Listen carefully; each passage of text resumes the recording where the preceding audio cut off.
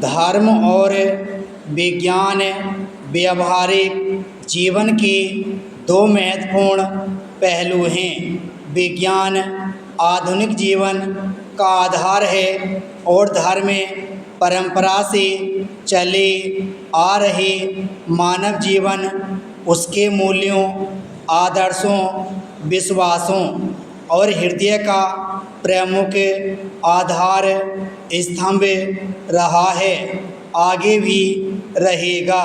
विज्ञान जहाँ तर्क पर आश्रित है, वहाँ धर्म, श्रद्धा एवं विश्वास पर।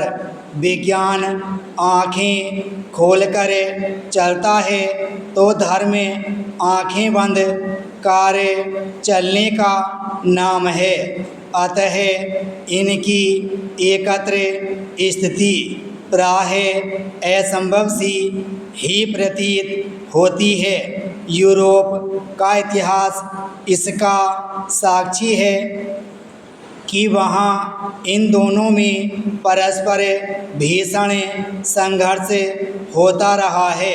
संसार में आज भी यह संघर्ष एकदम समाप्त नहीं हो गया है, किसी न किसी रूप में आज भी जारी है।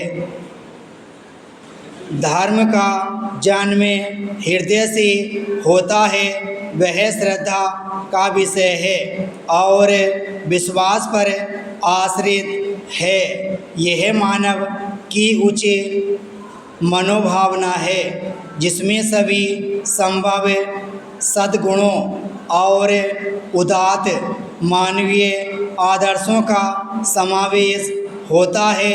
अहिंसा, सत्य, अचौर्य, ब्रह्मचर्य, अपरिग्रह, आत्मसंयम, परोपकार आदि उच्च विचारों को धर्म का आवश्यक अंग माना गया है।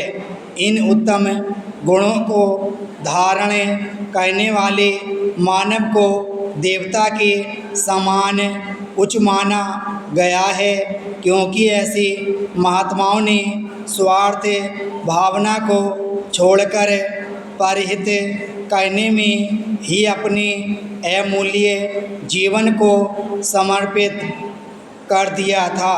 संसार के प्रत्येक भाग में बड़े बड़े संत, महर्षि एवं महात्मा हो गए हैं, जिन्होंने अपने ज्ञान एवं सेवा से संसार को सन्मार्ग दिखाया, दुखियों की सेवा की।